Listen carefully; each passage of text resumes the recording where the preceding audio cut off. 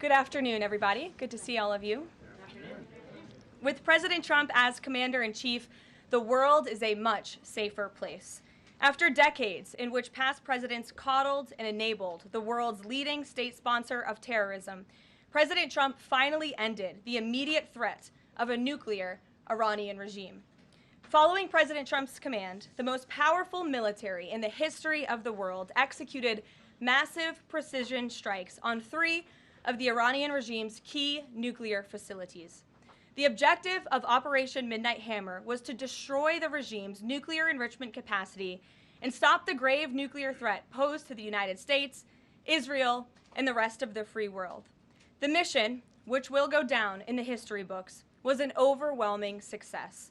Secretary of Defense Pete Hegseth and the chairman of the Joint Chiefs of Staff Dan Raisin Kane covered the operation in great detail at their briefing this morning at the Pentagon, and I encourage every American to watch it.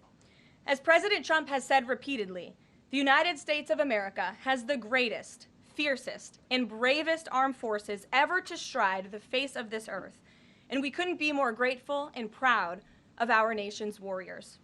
The Iranian regime was weeks away from being able to produce a nuclear weapon that would threaten the entire world before President Trump took this decisive action on Saturday night to obliterate their nuclear capabilities. The contrast in leadership could not be more clear. Barack Obama and Joe Biden sent pallets of cash, American taxpayer dollars, in a failed attempt to buy the Iranian regime's compliance with a weak and ineffective deal. President Trump sent a fleet of American warplanes to destroy Iran's ability to produce a nuclear weapon. The United States and the entire world are safer because of this president's decisiveness. Despite agenda-driven leaks by the fake news media aimed at undermining this incredible accomplishment achieved by President Trump and our brave fighter pilots, there is broad consensus emerging already that Iran's nuclear capabilities were indeed destroyed. The United States, Israel, the United Nations, and even Iran all agree they can no longer build a nuclear weapon. So why did the president immediately turn to obliterating after the Iranian nuclear threat? Securing peace. Within 48 hours of the devastating strike, President Trump and his team brokered a historic ceasefire between Israel and Iran and officially ended the 12-day war. The Middle East is now shifting away from chaos and bloodshed and moving toward the beginning stages of a new era of peace and stability that President Trump has long called on them to achieve. This was unthinkable at this time last week, and this is what peace through strength looks like. Under President Trump, America will relentlessly advance our interests without being dragged into endless wars. His fearless leadership guarantees America is once again respected across the world. Just look at what he was able to accomplish at the NATO summit in the Netherlands. Many of you were there. Our allies agreed to invest 5% of their GDP annually in defense because President Trump demanded it. This will be the most significant reinforcement of NATO's collective defense in the history of the NATO alliance. And as a result, the United States of America will carry less of the burden, and our NATO allies will be stronger than ever before. As NATO Secretary General Ruda put it, for too long, one ally, the United States, and our taxpayers, I may add, carried too much of the burden of that commitment. And that changes today. President Trump made this change possible. We will produce trillions more for our common defense to make us stronger and fairer by equalizing spending between America and our allies. This is the Trump effect. This is what the president meant when he declared that America is back. Now, back here at home, Americans are paying much cheaper prices for gasoline this summer, as both the Wall Street Journal and the New York Times pointed out today. Here's how the Wall Street Journal put it. Hitting the road this summer won't bring as much of a big hit to your wallet. The national average for a gallon of regular gasoline is about 23 cents cheaper than this time last year. Analysts say plentiful supply is expected to keep prices down in the coming months. These are the cheapest gas prices at this point of the summer since 2021. And despite all the doom casting from liberal pundits, oil prices on Tuesday were lower than before the Israel-Iran conflict began. As President Trump continues to unleash American energy, our country will have even more efficient, reliable, and affordable energy to protect our national security and fuel our people. Later this afternoon here at the White House, the president will host a One Big Beautiful event in the East Room to rally Republicans to get the One Big Beautiful bill across the finish line. At that event, he will be joined by everyday Americans from across the country who will massively benefit from the common sense policies and provisions within this bill. This is the largest tax cut for working and middle-class Americans in history, and it's going to put more money into the pockets of hardworking Americans. Families will see an average increase in take-home pay of more than $10,000 per year. Americans earning between $30,000 and $80,000 per year will see a 15% tax cut. Overtime and tipped workers will save thousands of dollars annually. And our amazing seniors will receive historic financial relief by reducing the tax burden on their Social Security benefits. Simply put, this bill is going to unlock the golden age of America. And we look forward to continuing to work with the Senate and the House to see this bill on the president's desk for signature by Independence Day. Here in our new media seat today, we have Colin Anderson with the Washington Free Beacon, who will kick off our question and answer. Colin, go ahead. Thank you, Karoline. We reported yesterday on a briefing from the Israeli defense minister in which she said the U.S. and Israel are working together to monitor any attempts from Iran to rebuild their nuclear program, and also that if Iran was to do so, the U.S. and Israel would work together to once again destroy that nuclear program. Is that aligned with the president's thinking? Look, the president, as I said in those opening remarks, Colin, and thanks for being with us today, views the Middle East on its way to peace and prosperity. And the president used strength on Saturday night. The whole world saw that the United States is indeed the most lethal fighting force in the world with those precision strikes on Saturday evening. But the president wants peace. He always has. And right now we're on a diplomatic path with Iran. The president and his team, namely Special Envoy Witkoff, continue to be in communication with the Iranians and especially our Gulf and Arab partners in the region to come to an agreement with Iran. As for our alliance with the State of Israel and that friendship and that partnership between the United States and the State of Israel, I would argue it has never been stronger. And we see a new era in which perhaps some of these Gulf and Arab states can sign on to the Abraham Accords. That was one of the president's most signature accomplishments in his first term, and he'd like to see more of those countries sign on in this second term. And so we look forward to sustaining a long and durable peace in the region, and the president wants to do that through a diplomatic solution. But as he proved on Saturday night, he's not afraid to use strength if we need to do it. Gabe. Thanks, Karoline. The president mentioned in a Truth Social post that no enriched uranium was moved from Fordo. What about the other two sites, Isfahan and Natanz, and how can the president be so sure that no uranium was moved? Well, what I can assure you is that the United States and our intelligence agencies and Director Ratcliffe and the President's entire national security team were obviously watching these sites very closely in the weeks and the days leading up to the attack on Saturday, which I will add was one of the most secretive and successful operations in United States history. I think many of you in this room would agree with that because none of you in this room knew about the strike on Saturday until it took place. So we were watching closely, and there was no indication to the United States that any of that enriched uranium was moved prior to the strike. From any of the sites? Correct. And then one more thing, Karoline. Next week, the president mentioned that there would be talks with Iran.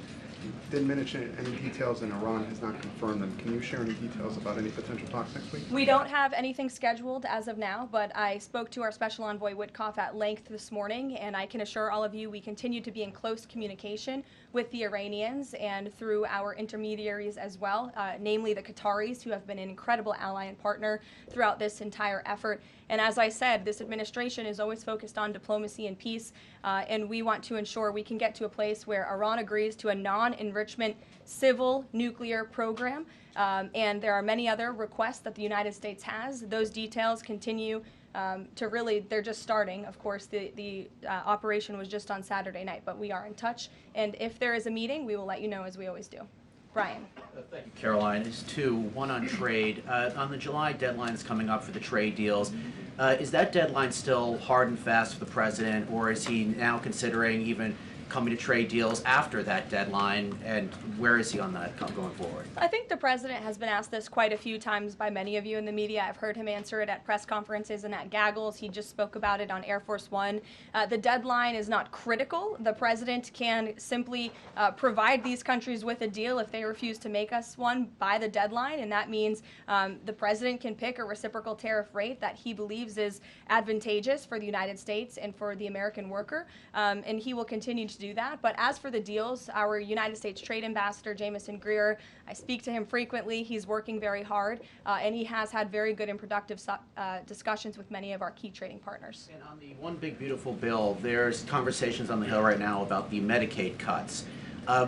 Yeah, I'm curious, if the final bill that the president's been talking about comes to him and it has Medicaid cuts in it, will he sign it, or would he rather just Congress do away with those cuts? I think our friends in both the Senate and the House know exactly where the president stands on Medicaid. He wants to get rid of the waste, fraud, and abuse, and they are working to do that in the Senate right now.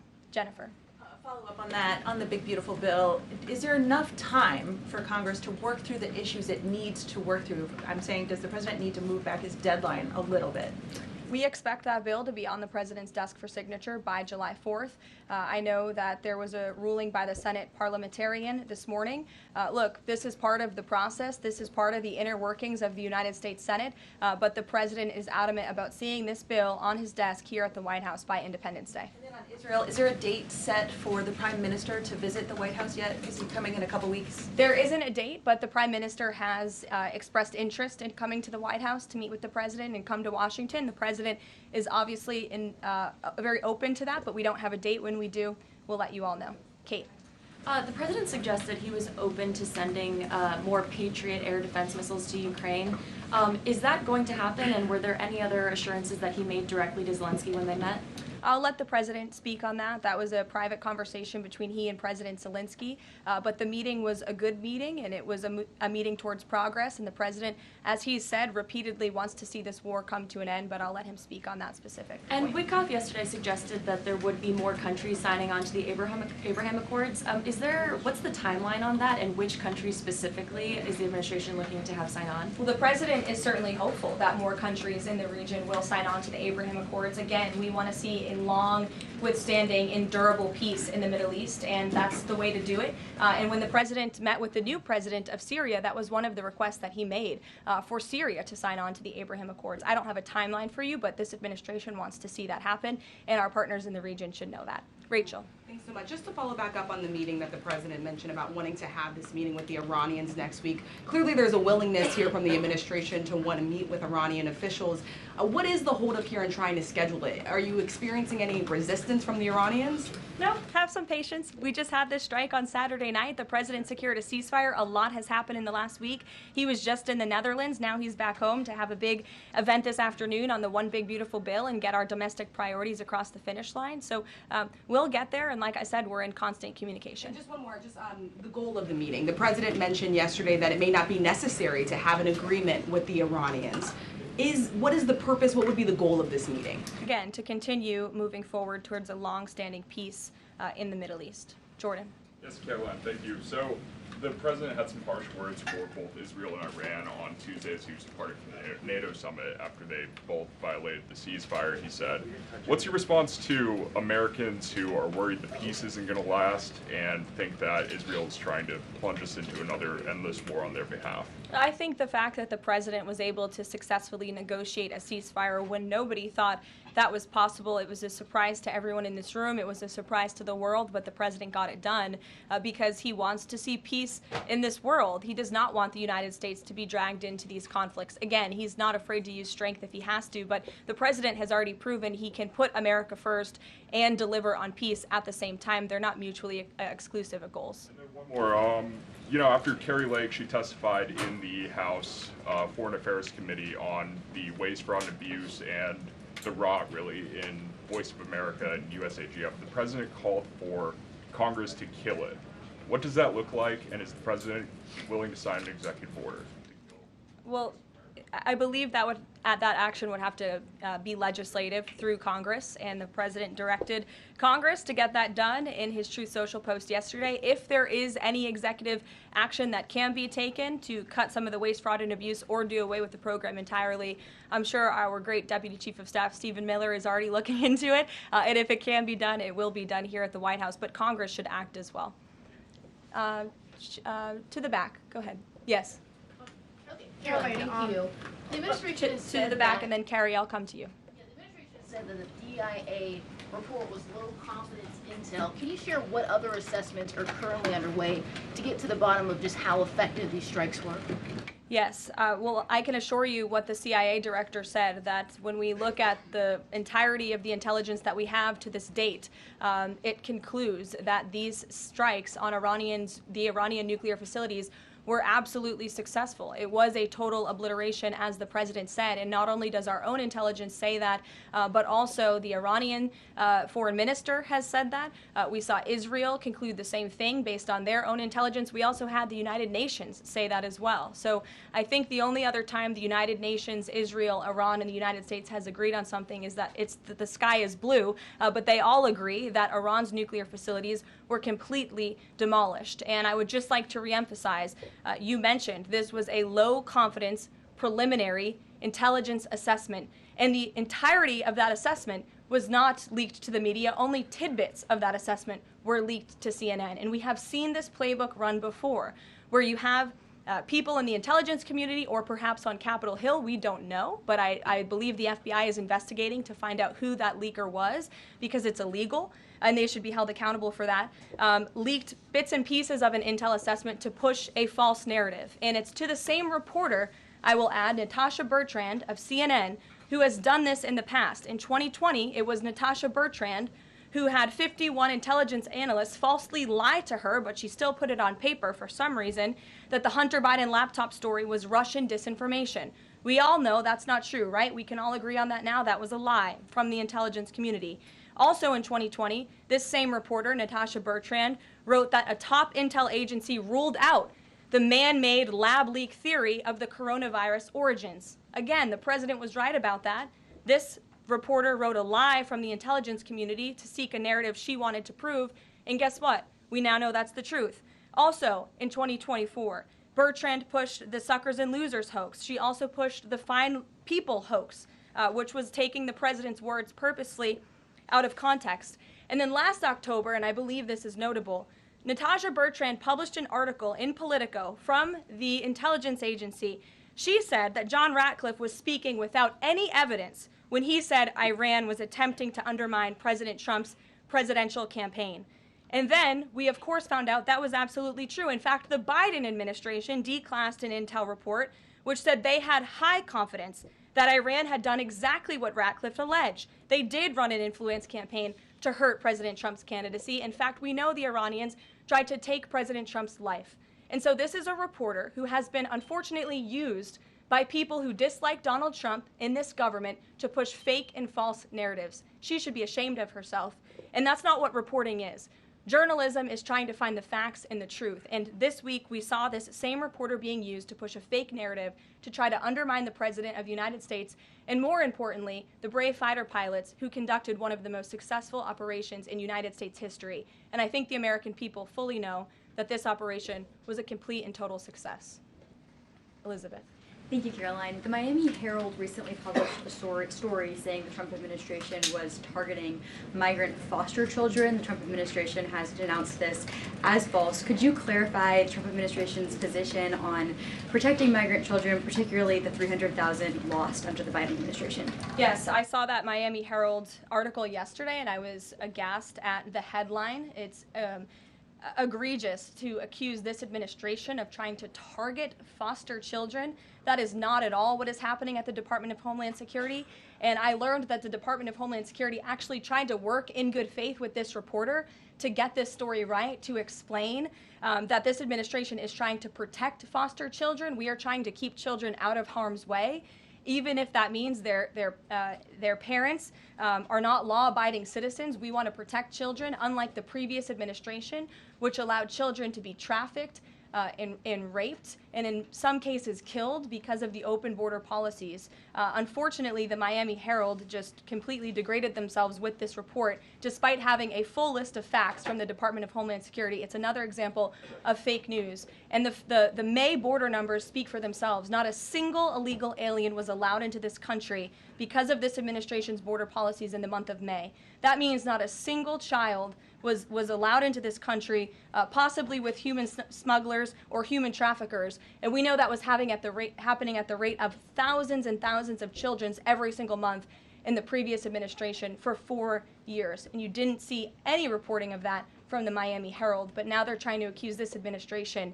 And we tried to give them the facts, and they refused to report them. So thank you for bringing that report to light. Aisha. Good to see you again. You too. I know you were looking for You're this. usually on the Hill. I know, I'm here today. I know you were looking for this leaker. Is it your belief, I know you said earlier you're not sure if it's on Capitol Hill or at the Pentagon, but is it your belief that it might be in Capitol Hill, and how confident are you that you'll find this leaker? Well, I'm not personally looking for the leaker. The FBI is looking for the leaker, so you'll have to ask them in the Department of Justice in terms of this investigation. But leaking top secret classified intelligence is a crime, and people need to be held accountable for that crime. And then can I just ask you about how you're going to be limiting intel to Congress? What would you say to lawmakers who say they have oversight privileges, they need this information? This administration wants to ensure that classified intelligence is not ending up in irresponsible hands, and that people who have the privilege of viewing this top secret classified information are being responsible with it. And unfortunately, clearly, someone who had their hands on this, and it was a very few people, few number of people in our government who saw this report, that person was irresponsible with it, and we need to get to the bottom of it, and we need to strengthen that process to protect our national security and protect the American public. Mary Margaret, go ahead. Thank you, Caroline. Sure. You just laid out a lot of different stories about disinformation that Natasha, excuse me, that Natasha Bertrand had pushed during her time at Politico and at CNN. Why would any member of the Trump administration leak anything to her? Well, again, as I just said, we're investigating who that leaker was. It could have been someone in the intelligence community, or it could have been someone on Capitol Hill who had access to this document. The FBI is searching for that person. Go ahead. Thanks, Caroline. The president was And obviously... clearly it was done to undermine the president, to answer your question. And I'm sorry, I really wanted to follow up on that really quickly. Before the strikes on Iran, we saw a number of other leaks about Tulsi Gabbard, the Vice President Vance. Is there an effort to divide the president's team when it comes to these leaks and which reporters they choose? I do believe there's an effort on the outside of this building to try to divide the president's team on the inside, and sometimes you have to look at these headlines and laugh, because I've been in meetings where I know these things are absolutely not true, and again, we do our best here, I believe, to try to push back and correct the record with all of you, but there is fake reporting. That's just the reality of this country, unfortunately, but I can assure you the president's team is strong, especially the national security team.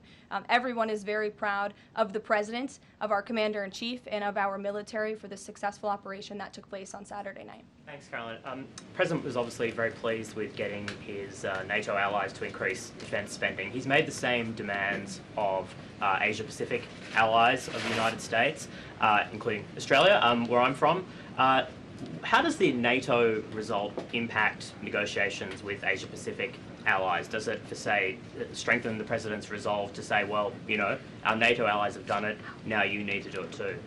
Yeah, I mean, look, if our allies in Europe and our NATO allies can do it, I think our allies and our friends in the Asia-Pacific region can do it as well. But as for our specific relations in those discussions, I'll let the president speak on those. And can I just ask as well, when he had to leave the G7 early, he missed out on a number of bilateral meetings that were scheduled with other world leaders, including the Prime Minister of Australia. Obviously, President Zelensky, he's managed to meet since then, but are there plans afoot to make up for those meetings with the world leaders that he missed out on? Yeah, I think many of those world leaders understood the situation happening in the Middle East and the urgency and the need for the president to get back to Washington to monitor that situation.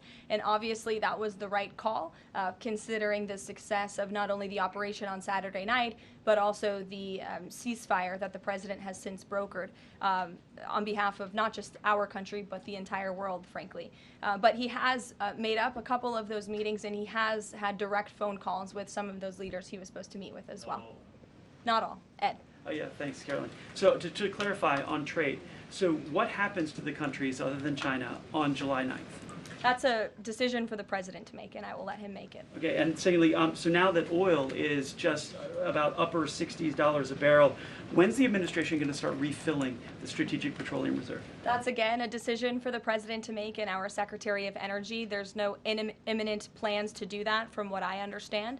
But as you have seen with the plummeting of oil prices in this country, it's because this president and our Department of Energy have really tapped into our resources here, and we have an increase of supply, unlike the previous administration that totally hampered our domestic energy efforts, but totally robbed and drained our strategic petroleum reserves. So when the time is right, the president will make that decision. But right now, we are utilizing the resources that God blessed us with right here in our country to produce energy for our people. One more if I could, on the One Big Beautiful Bill. Does the president believe the parliamentarian of the Senate should be removed?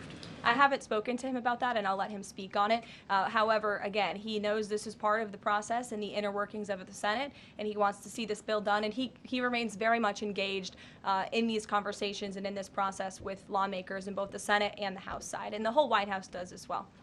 In the back. Yes, Libby. Thank you, Caroline. Earlier today, the president stated that these photos out of Fordo that were showing nuclear materials being removed, suspected of showing that, were just concrete workers. What intelligence is that based upon? Look, the president shared that statement with all of you, and I already answered the question about whether uranium was moved prior to the strike, and the answer is no. Is there a chance that the DIA report becomes public at any point? I don't think this administration is going to get into the habit of sharing classified, top-secret information.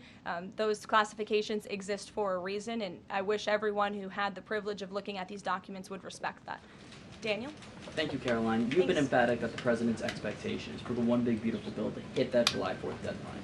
You had a big meeting on Capitol Hill yesterday with the Republican Study Committee. Did you walk away from that meeting pleased with what you heard? Did it bolster your confidence that Congress is able to meet that the expectation of the president? Yes, I did. The camaraderie at the Republican Study Committee was great. Members, expressed, their feelings about the bill, but as we saw, the bill passed through the House, despite many people believing it could not. So the House is ready to receive this bill back from the Senate so they can pass it and bring it to the president's desk. So it was a great meeting, and Republicans are very unified. And we also talked about the mayoral race in New York City and how the victory of the Democratic primary candidate really shows how far left and unhinged the Democrat Party has become. And Republicans truly are on the right side of every issue in this country. We are on the side of no men in women's sports, on the side of low taxes, secure borders. So that was the topic of discussion. And the unity was strong and the camaraderie was high. And I know everyone looks forward to being here at the White House for the bill signing next week. Sure. Thanks, Caroline. The Supreme Court ruled this morning that South Carolina is allowed to deem Planned Parenthood as not a qualified healthcare provider, and that will block it from receiving Medicaid funds. Does the White House have a statement on that ruling, and would the president support a standalone bill from Congress to defund Planned Parenthood at a federal level rather than letting each state determine it? I'll let the president speak on that legislative priority, but as for the Supreme Court ruling, the president has always maintained that Americans should not be forced to violate their conscience and their religious liberty by having their tax dollars fund abortions, and we're glad the Supreme Court ruled on that side today, or yesterday. Then on Iran, but on a domestic matter, in January, President Trump revoked security details for several former administrations, including Mike Pompeo, Mark Milley, and John Bolton. Given the heightened tensions with Iran right now, is he considering restoring those security details? That's not under consideration right now. Fran. If I could follow up on trade, and then I have a question about the bill as well. Are you saying at this point that there's no plans to extend that July 8th and July 9th deadline? I mean, especially with everything that's been going on from Iran to the tax bill on Capitol Hill, is that under consideration at all at this point? Perhaps it could be extended, but that's a decision for the president to make. And as far as the bill itself goes, since the president has been back, what has he been doing beyond the event that he's having later today to try and get wobbly senators on board? Is he making phone calls, twisting arms? Is he having some people over to the White House? Can you tell us more about that effort? There have been meetings at the White House this week. I saw some senators rolling out of the Oval Office the other day, and the president remains on the phones talking to his friends in the Senate when necessary, and when they call, he picks up the phone. And I think that's why they greatly trust and respect his leadership. And we're having that big event later this afternoon at 4 o'clock. I would encourage you all to tune in. We're going to have some great everyday Americans who are in attendance. We'll have some tipped delivery drivers. I think we're going to have a barber from the great state of Arkansas here in attendance. We're going to have some law enforcement officers, some Border Patrol agents, and Tom Homan will be speaking as well. So the point of this event is to show the American people how this bill works for them and how there are provisions in this bill that will change their lives. Can you tell us which senators you saw rolling out of the Oval Office? I'll let the president speak on that if he wish. I don't share details about his private meetings without his permission. Emily, go ahead. Today, the Justice Department announced it was opening an investigation into employment discrimination at the University of California, alleging they had race and sex-based quotas. Federal law bars hiring somebody based on their race or sex, but do you also object to universities working harder to make sure they have a diverse group of candidates to consider? And do you expect more investigations like this from DOJ? I have not seen that investigation from the Department of Justice, but I can certainly check in. What I can tell you, it's the position of this president that we want to restore a merit-based society and culture in the United States of America where people are not hired nor are they promoted based on their color of their skin or their gender. The president wants people to be hired in the workforce because of their merit and their skill, and I think most Americans agree with that. I'll take one more. Carrie, because I promised you earlier. So the Ayatollah Khomeini came out and said that Iran will, quote, never surrender to the U.S. That being said, what remains to do with the possible responses from Iranian proxies in the region and even in the U.S.? Look, we saw the Ayatollah's video, and when you have a totalitarian regime, you have to save face. I think any common sense, open-minded person knows the truth about the precision strikes on Saturday night. They were wildly successful, and it's what led to the ceasefire agreement between Israel and Iran, which the president is very grateful for. And the United States of America remains prepared to defend our assets and our personnel in the region. And again, I would just emphasize the success of the strike that took place on Saturday night, and the world is a safer place because of it. Thanks, guys, for coming today, and you'll see the president at 4 o'clock. Thanks.